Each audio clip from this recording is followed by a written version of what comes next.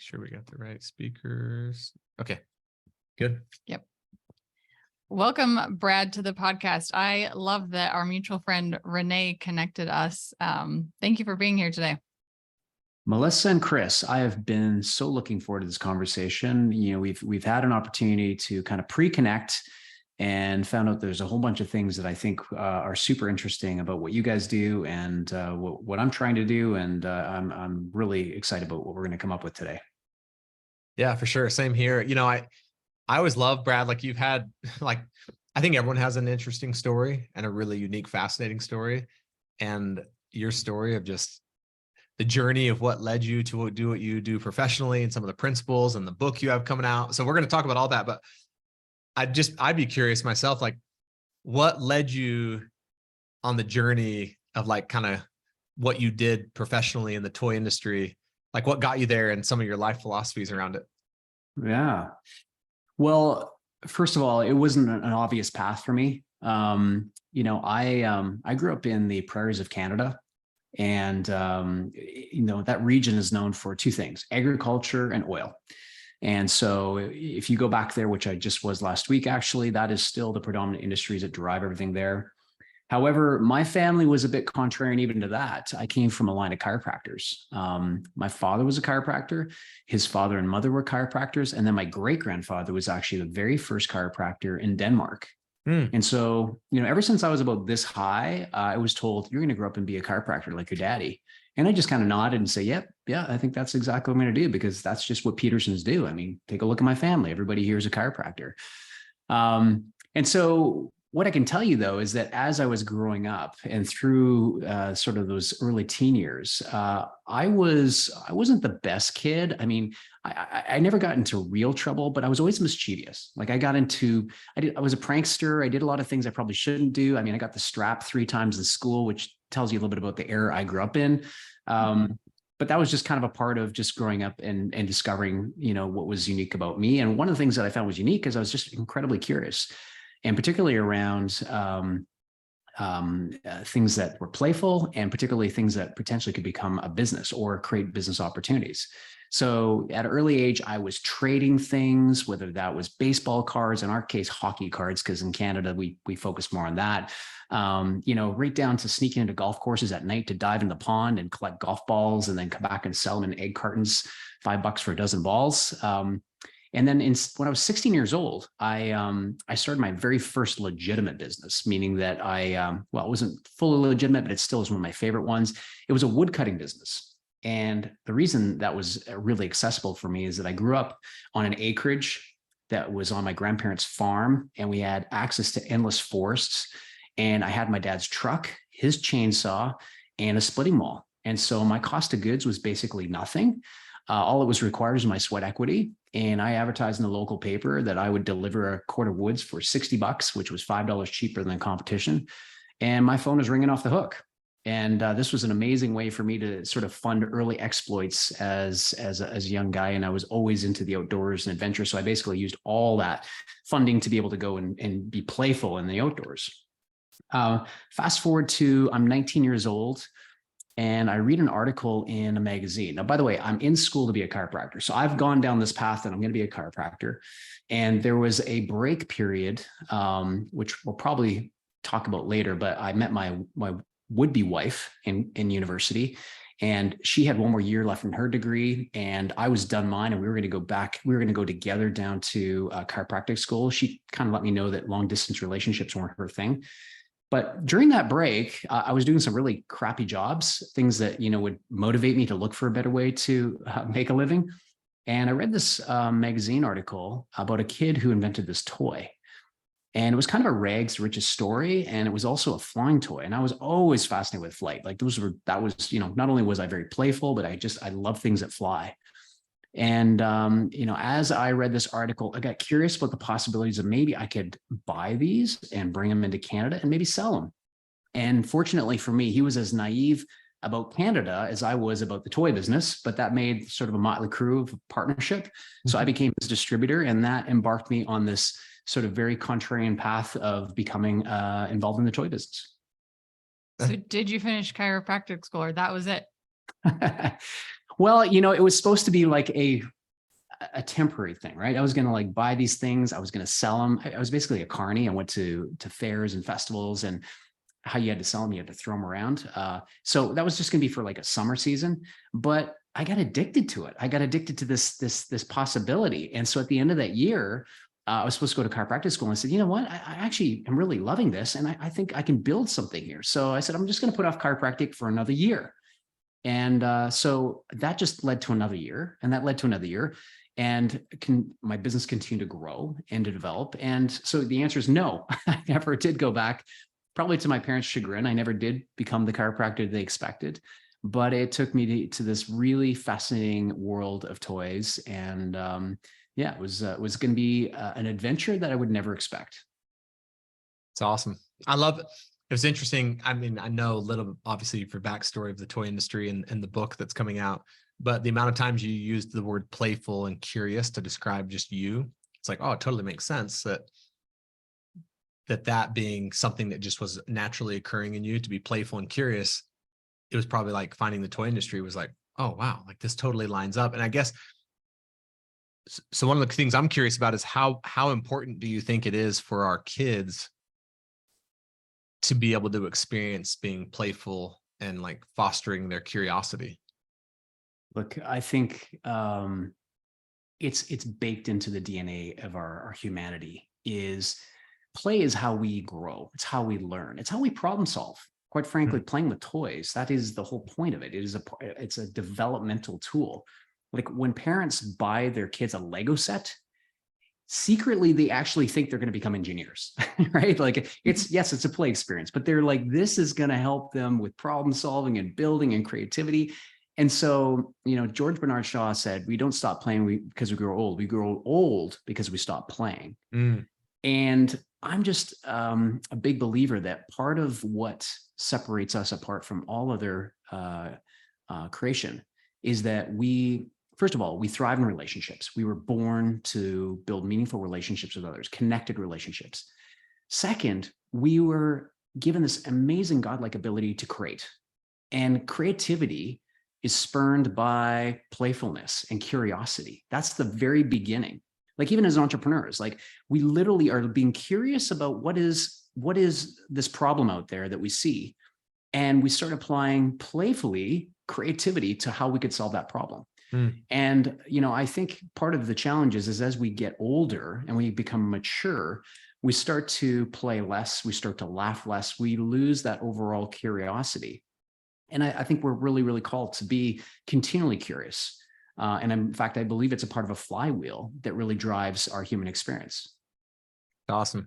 I had a mentor one time who used to always say, there's only two things that get people to change, excruciating pain or intense curiosity. And he said, unfortunately, most people are kind of in the middle. And I've had experiences of both. And so I think fostering this curiosity. Another thing you said earlier is I was so drawn to the possibility of it, like the toy industry. And I think that's a really amazing thing to teach our children too, is to push the boundaries of what's possible. Like look at what could be possible as a creator, like to occur for themselves as creators. That's one of our family's values, is Smiths are creators. There's an element of that has creativity.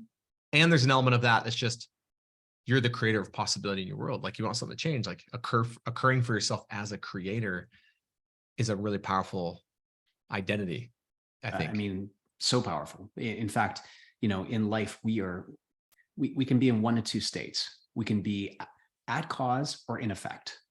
And when you're at cause, you're purposely leaning into life. You're leaning into what is the potential. I mean, I think the whole part of our human experience is to discover all the possibilities within us. My father used to say to me that, your life is God's gift to you. What you do with that life is your gift back to God.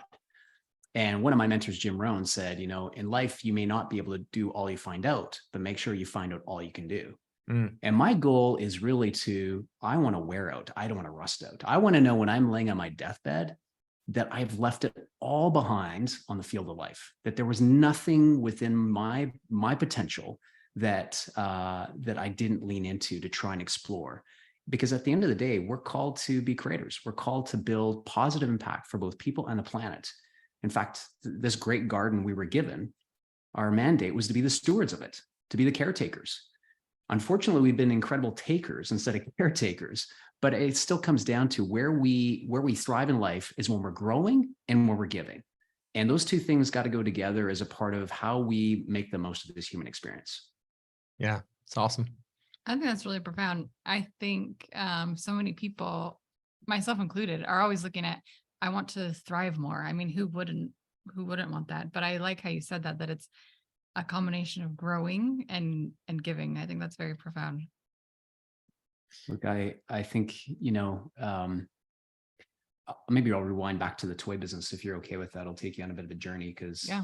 You heard I was a toy in the toy business, but most people don't know how the story unfolds. So going back in time, I start this toy company, kind of bootstrapping it out of my basement. Fast forward 5 years, I now have this growing, thriving business that has a bunch of brands that we're distributing across the country.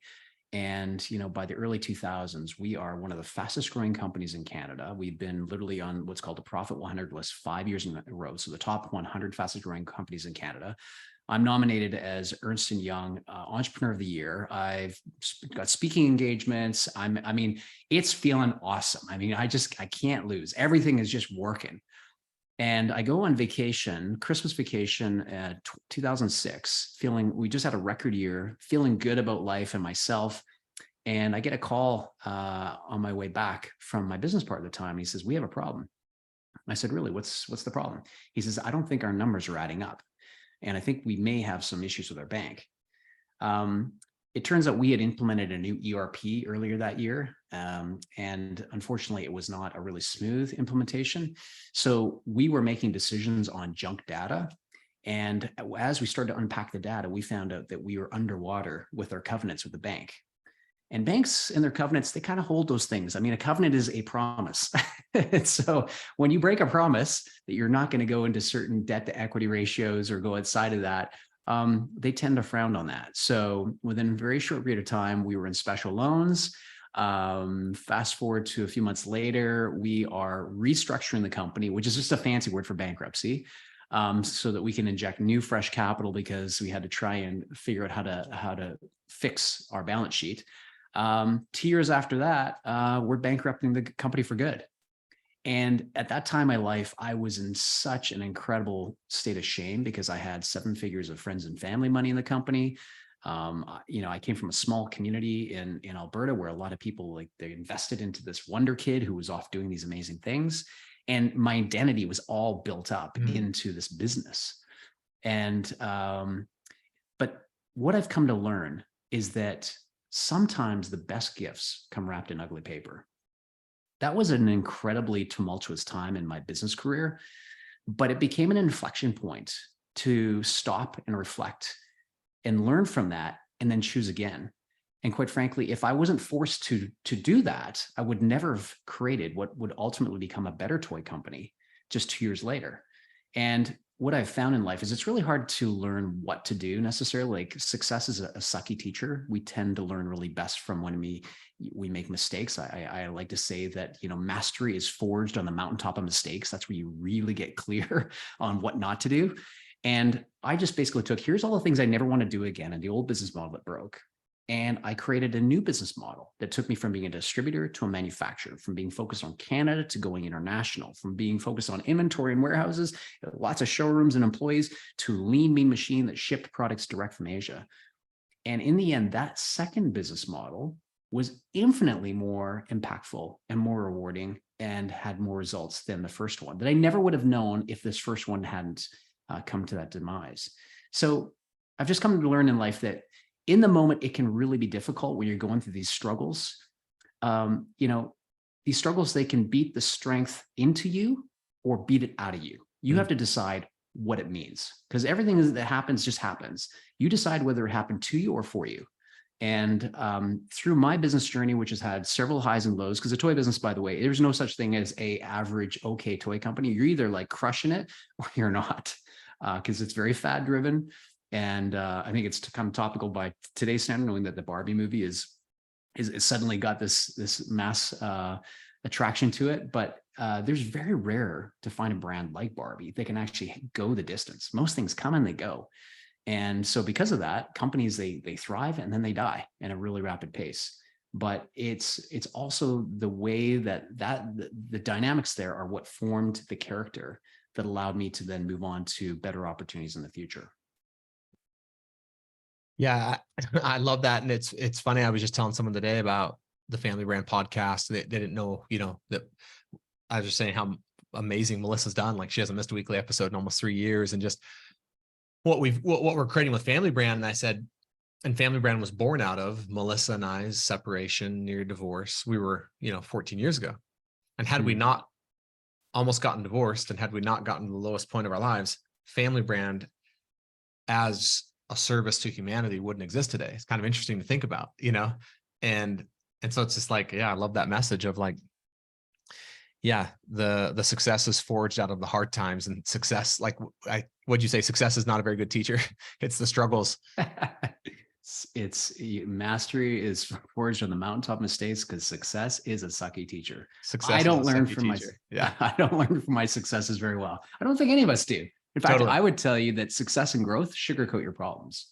More money just makes you more of who you really are. So when you create more success and more monetary means, it just amplifies, and well, my experience anyways, it just amplifies your inadequacies. So It's so good to hear someone's experience though, like when they're have come through it, because I think when you're in the middle of it, like if you're listening to this and you're in the middle of that, it feels like for you, for example, in the middle of that bankruptcy, it felt like, I'm sure I may never recover from this, or I don't know how it felt to you exactly, but I think it's so good to remember like perspective of people who have gone before, and remember like, okay, I will get through this and I'm going to come out even better, even stronger.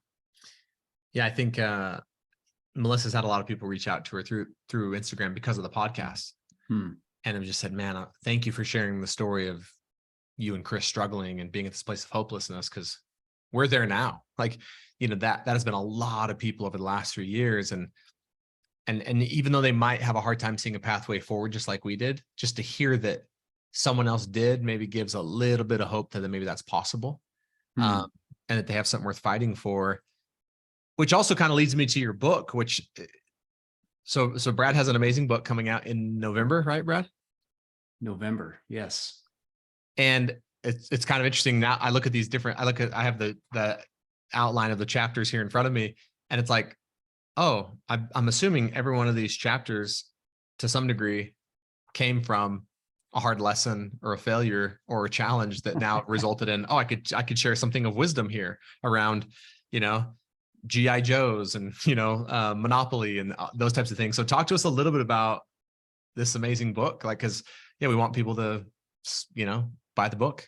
Yeah, no, thank you. Well, first of all, I just want to say I love the fact that you guys developed Family Brands as a result of the adversities you went through and how you turn that to your advantage, because that gives you credibility. It's not theory. Someone with an experience is never at the mercy of someone with an opinion. You guys have lived it and you've come through it. And, your scars are proof that you were stronger than what tried to kill you. So yeah, you have scars as a result of that, but you've got battle hardened as a result, and it's galvanized you as a couple. And my wife and I can relate, because we'll have, this weekend actually will be 29 years, and I'm going to tell you, she probably should have hit the eject button several times along the way, because I put her through some pretty extraordinary circumstances. But to my forever gratitude, she has stuck with me through thick and thin. And I'm super, I think, my father used to say that if money can solve your problems, it's not really a problem. Real problems are with your health and your family, right? If those break, that's a real problem. So, but yes, to the book. Look, this started off as a memoir. I was in the toy business for almost 30 years. In many ways, I feel like my experiences were Forrest Gump-like. I recall, does everyone here recall Y2K, the turn of the century? There was going to be like a computer meltdown and nuclear missiles were going to potentially be firing across the planet. But, I start off kind of recalling events to that. I was in New York on 9/11. I was only a few blocks away. That's where our office were. I was in in Europe during when the volcano went off, and then air travel was stranded because of the ash cloud, so there's just all these things that happened that were kind of surreal in a lot of ways and places. And so I just got to memorialize all these things that happened, not to mention going through 3 bankruptcies and being fired from a company I founded. So I thought, I'm just going to memorialize this for myself. And, I started sharing some of the early chapters with some of my community, and they were like, Brad, this is like really helpful stuff. I think you should think beyond just a memoir. You should make something out of this that I think other founders would benefit from. So that became the basis of just kind of taking the memoir and structuring it into something that I was going to be playful with, because I'm a big kid and I came from the toy space. So title is Startup Santa, and it's 10 business lessons learned from timeless toys. And the idea is, mostly the wisdom of my wounds. So things that I did wrong, because that's where I tend to learn the best. Unfortunately, I'm a slow learner. And I repeated some mistakes a few times, but each chapter takes an iconic toy like GI Joes or Monopoly or Jenga, things that you would know that you played with growing up. It tells some of the background story of where those toys came from. More importantly, what do they teach us? Like, what's the point of that toy? What's the principles? And then I tie it into stories that I've lived through being the real life Santa Claus. And then what are the principles they unpack? And, my goal is really to focus on founders, entrepreneurs who are starting out and give them the unfair advantage of learning from my mistakes. I wish I would have had a book like this when I was first starting out, because I think there's a whole bunch of lessons that you can learn from without having to go through it on your own. There's 2 different ways to learn life: knowledge, which is actually going through it, and wisdom, learning from someone else's mistakes. So I want to pass on the wisdom here instead of you having to experience the knowledge. And so that would be the first sort of person I'd focus on. And the second person would be maybe an entrepreneur who's been at it a while, maybe a little long in the tooth, and maybe they're not seeing the results that they'd hope for, and maybe feeling a little burned out and discouraged, and are looking for some inspiration. Because I really believe in, we talked about creativity, imagination, and possibilities. And, we start dying when we believe our best days are behind us, not ahead of us. And I truly believe that your entire life, there is another chapter ahead of you that's better than the one before. You just have to see how it's going to change and how you have to shift to be prepared to play into that. You're not going to have the same physical stamina in your, 50s. Like I just turned 50, that you would have in your 20s. Although I would argue I'm trying very hard to keep it that way. But there are certain things you can't control, but your ability to make impact, your ability to influence and to pay it forward is all within your domain. And so the book is really, I think, there to help, again, young founders starting out or ones that are on the path and just feeling that they need that little bit of inspiration to help them get back on track, so they believe that their best days are ahead of them, not behind them.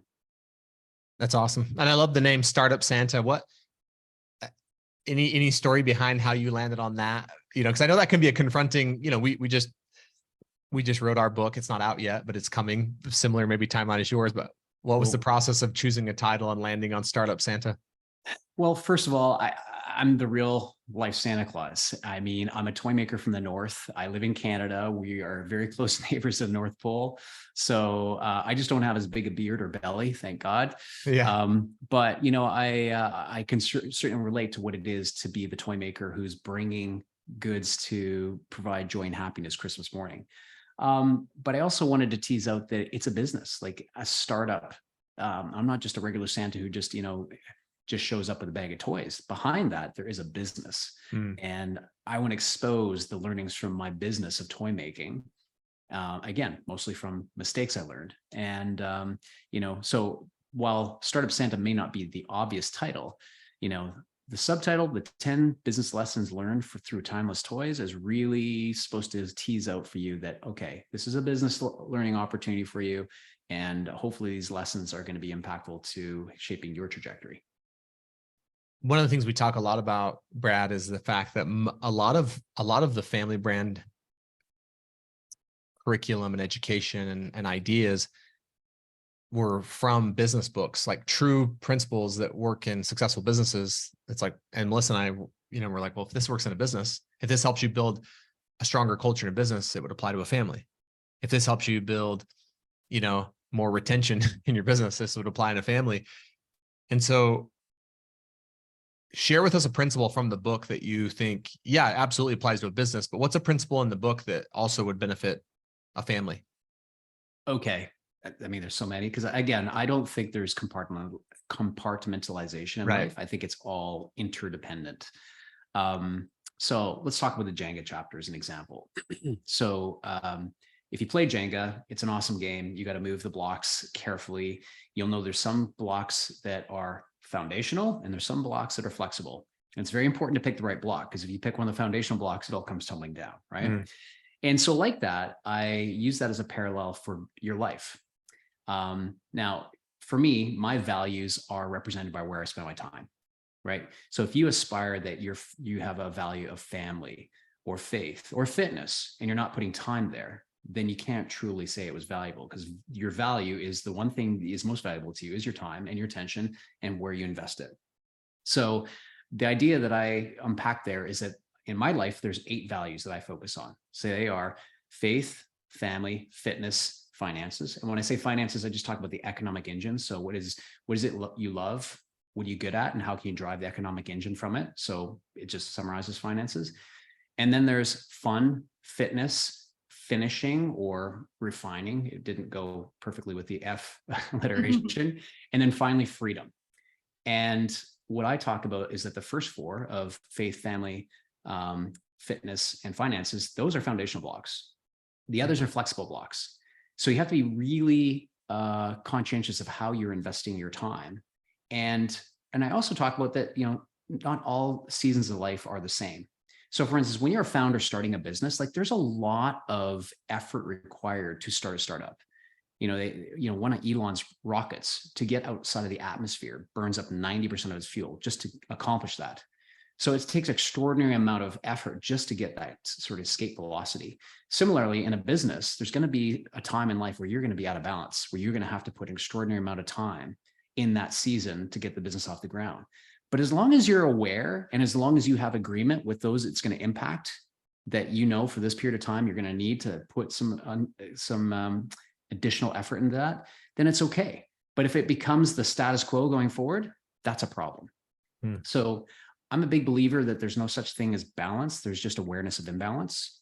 And the 2 ways I audit my imbalance is my calendar, where I'm spending I do a weekly review, like how much time do I invest in each one of these buckets. And the second is my wife. And she's an amazing audit of my life. She has this ability to look into my life and let me know when I'm out of balance in certain areas.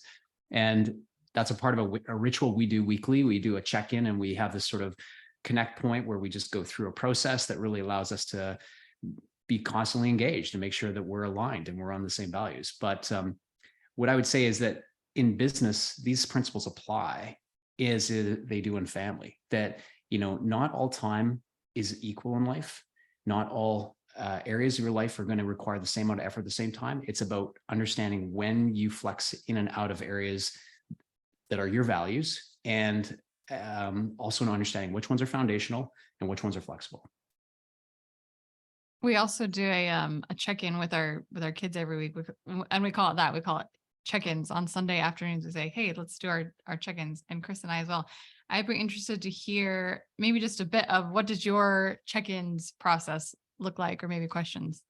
It's great. So Sunday's our check-in day as well. Beginning of the week, why not, right? This is a day of gratitude, and I mean, we should always be grateful, but so it's evolved over time. I would say it's going to continue to evolve, but I'll tell you what it currently looks like. So we start off with gratitude, because when your mind is focused on gratitude, scarcity can't really come in. You got to be sort of priming it. I'm a big believer that thoughts you can't control, but you can, it's like you can't control whether a bird lands on your head, but you can control if it nests there. So speaking gratitude into your lives, you and your wife's life, just allows you guys to focus on an abundance mindset right out of the gate. So we're going to be focused on problem solving instead of the scarcity of what you did wrong or what I did wrong, and get into, heated conflict. And so what we do is I rate myself now, and this is a nuance we'll talk about it here in a second, but I rate myself on how I showed up as a father, husband, provider, lover. And I talk about what worked, what didn't work, and what I'm doing in the week ahead to make improvements on what didn't work, and what I'm looking for from her in the week ahead. And she goes through the exact same list, except for she's a mother, she's a wife, she's a lover, and she's a homemaker. So we come from that perspective. What we did wrong in the beginning is we rated each other. That doesn't work. That's well. a very, very bad plan. Yeah.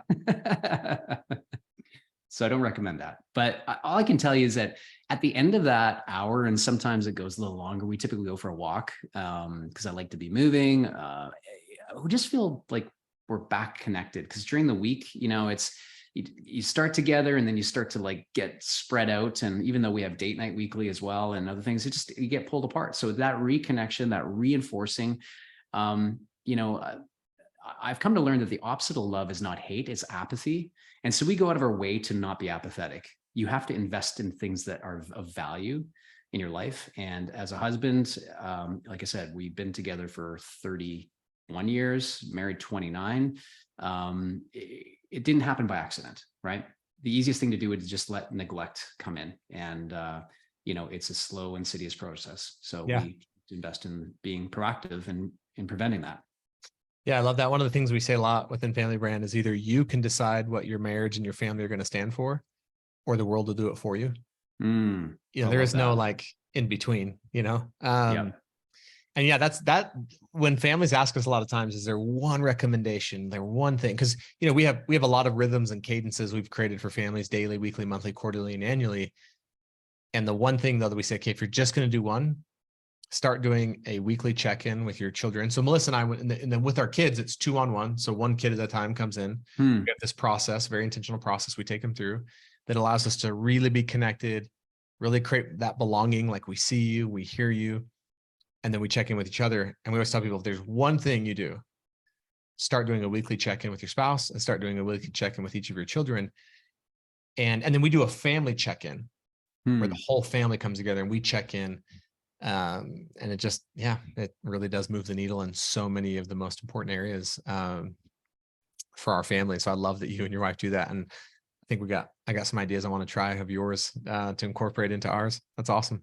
I love yours as well. I think it's super cool. The family check-in. I mean, my kids live in Toronto. We live in the West Coast now. We have a family chat and we share pictures daily and, send love notes and stuff. So that kind of keeps it connected, but it's not as good as in person. But the kid piece too. I love that you're intentional with that, because actually I would say that's where I screwed up. I spent a huge part of my building years in the business where I was on the road like half the year. And, my wife, I married way up. She over-indexed in terms of not only did she stick around through hard difficulties, but she really was the parent for most of that. And it's actually only been in the last 5 years that I have felt that I've made some significant inroads with my kids. And in fact, my kids last year said that it was the best year we've ever had as a family. And just for perspective, my daughter's going to be 25 this week and my son's 27. So, it's awesome. never too late to get back to trying to build bridges instead of barriers. I love that, because we have so many families actually who say like, oh, I wish I'd had this when my kids were young, or it's too late for us. And Melissa always says it's never too early and it's never too late. Like we've had every family dynamic you can imagine. Single parents that have gone through Family Brand, married couples with children at home, couples with no children, empty nesters. And so I love that, and again, it goes back to, the best is yet to come. Your best days are always ahead of you. It's never too late to take a stand for your family. It's never too early to take a stand for your family and start where you're at and start to be intentional and kind of, live your life by design as a family more than by default. So I love hearing that. That's awesome. Can I share something that's kind of been a recent epiphany for me in the last year in terms of just, what your kids need from you? Maybe unpack it with a story. So the acronym I use is LIVE. You need to live your life. And what LIVE stands for is love. Your kids need unconditional love from you. I stands for inspiration. They need you to lead by example, not tell them what to do, but show them what to do. I think the most damaging thing for your kids is the unlived life of their parents, right? The V is for vulnerability. And I'll come back to the story on why I think that's an important one, but I think your kids need to know you're human. And the E is experiences. making magic memories that matter with people who matter.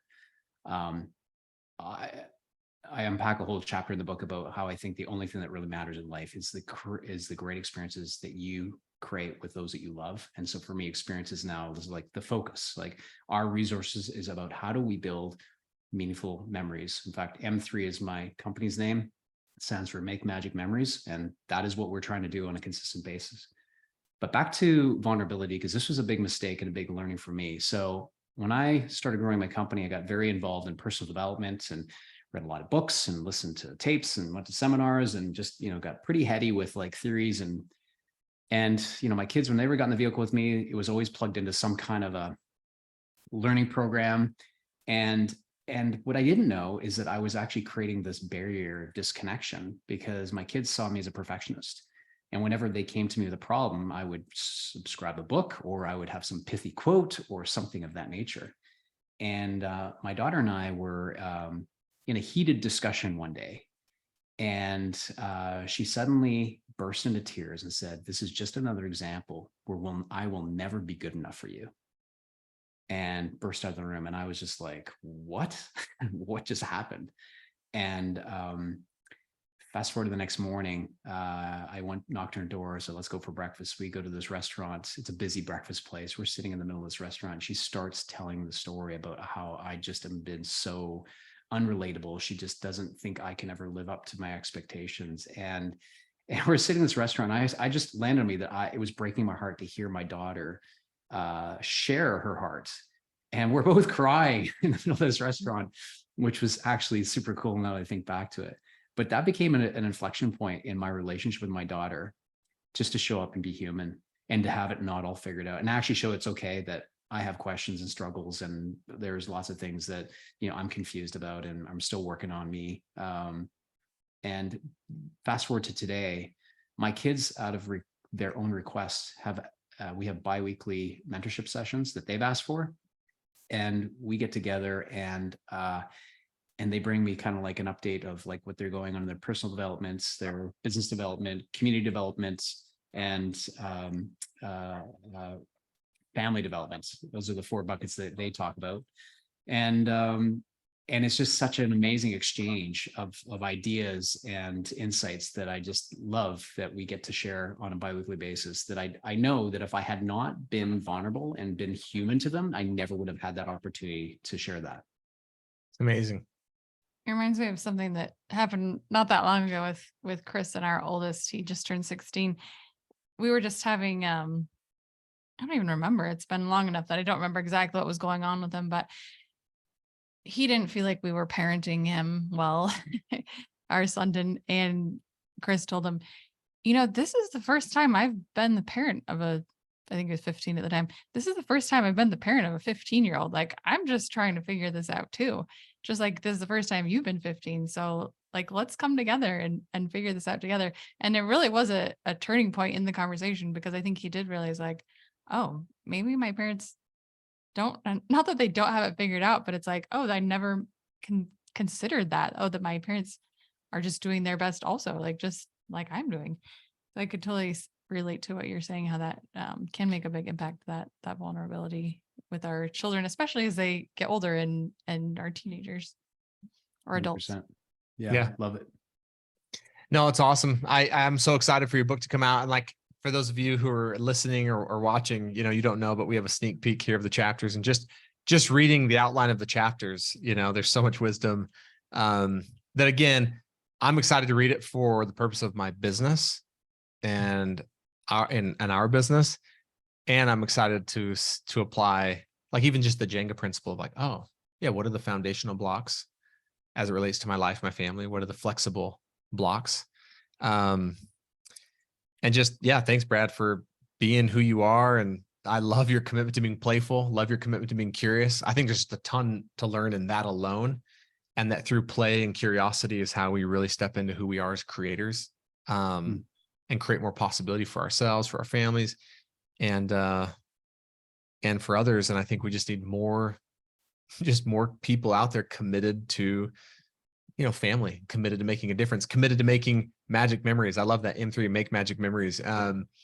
We say that a lot. Like, we just a recent experience we had this summer. We got home and all of us were just like, it was magical. Like that's the only thing we could all say about. So I love this idea of making magic memories. And I think our quote this year. So every year we pick, in addition to our family's values, we pick a theme for the year that we think would be most useful to our family that year. And so at the end of the year, we ask each of our kids, what was your favorite part about the year? What was the worst part about the year?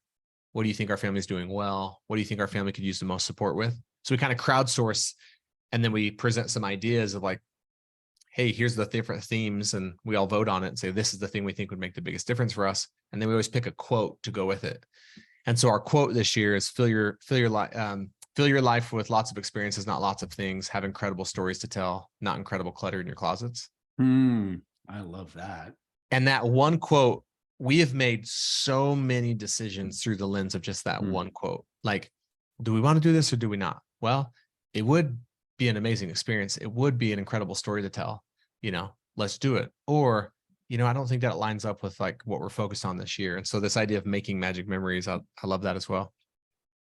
I think one of the chapters of my book in Monopoly, actually, I talk about capitalism versus a free enterprise. And I kind of juxtapose it against socialism as sort of like most people think it as, okay, you're either a socialist or you're a capitalist. But I say, actually, there's a difference between capitalism and free enterprise.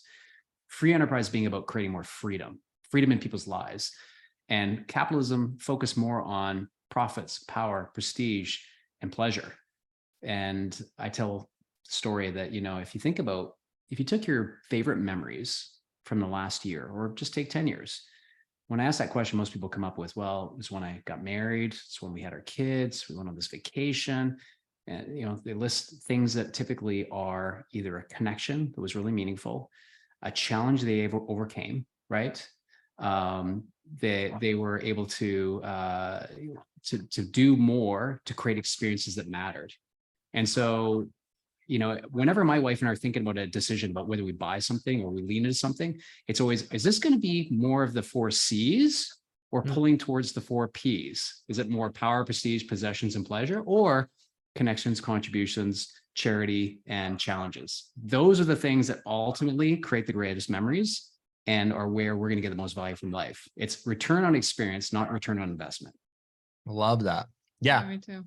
It's so amazing. Like another year, one of our themes was, does it promote peace? That was the theme. It was a question, but it was in the form of a question. We had so many things that year that we would like, someone would invite us to something, or we would have the opportunity to invest in something or just do something. And we like, because your tendency is just to say yes to everything. Yeah. Because you want to do everything. And we'd be like, well, hold on. Does it promote peace? And it'd really give you pause. So I love the idea of having that filter of, is it the 4 P's or is it the 4 C's? And having these filters through which to make decisions. Because I think, one of the greatest costs individually, as a family, and as a business is when you're unconsciously doing things that are truly out of alignment with who you are. The cost of doing things that are out of alignment with who you are is like really, really costly beyond what we often perceive. Totally. And the payoff of doing things that are in alignment with us is like, you can't measure it, So I'm excited to read the book. Thank you for coming on. I love your story. Like, what a fascinating journey from expected to be chiropractor to the Santa, the real life Santa. It's awesome. And we'll put connections to your book and any of your social media or anywhere people can connect with you. We'll put that in the show notes. And I have 2 final questions, if I could ask you. One is, what is your favorite toy that you ever distributed or sold? And then secondly, do you have any final advice or words that you'd love to leave with the audience? Favorite toy? I don't even know if you could buy it anymore, but it was a kite. It was actually an American flag that had this little gyroscope that would go up the kite line, and the wind would catch it, and it would go to the top, and it would release a glider. When it hit the top, there was a clasp that releases a glider, and the glider would come back down. So that's cool. Yeah, I've never seen it since, but as a kid, I was just like this, I love flying toys, and that was certainly something that captured my imagination. Look, I think advice, I'm going to give you advice that my father gave me at an early age. And it was so impactful that I wrote it out and put it into a picture frame by my bed. So that every morning living in Canada, when it was cold and I wanted to roll over, I would roll out. And the advice was this: in life, you're going to pay one of two prices: the price of discipline or the price of regret. The price of discipline weighs ounces, it'll cost you something. But the price of regret weighs a ton, it'll crush you with its weight. And for me, that's life. I think Jocko Willink says discipline equals freedom. Yeah. The idea that when you live a life of discipline and you live a life of integrity, I think you just talked about, when you are aligned with your values in a flow state, right? When you're not, it creates tumult in your life, and it creates chaos, quite frankly. But in order to get to that flow state, it's about being disciplined and focusing on what matters and putting the small efforts that are required consistently over time that compound into meaningful outcomes in your relationships, in your faith, in your fitness, and in your family. Love that. Thank you. Yeah, all of that. And I appreciate you being here. And one last thing I'll add is that anyone that I know, because I've met this summer, I met a lot of people that know Brad in Canada. They speak so highly of him and his family. So I just have to add that there, that Brad is an amazing person, not just, of course, you heard that on the podcast, but in his community as well. So we appreciate you, Brad, and your time and your expertise sharing that here with us today. Thanks, Chris and Melissa. It was my joy to be here today. Okay. Thank you.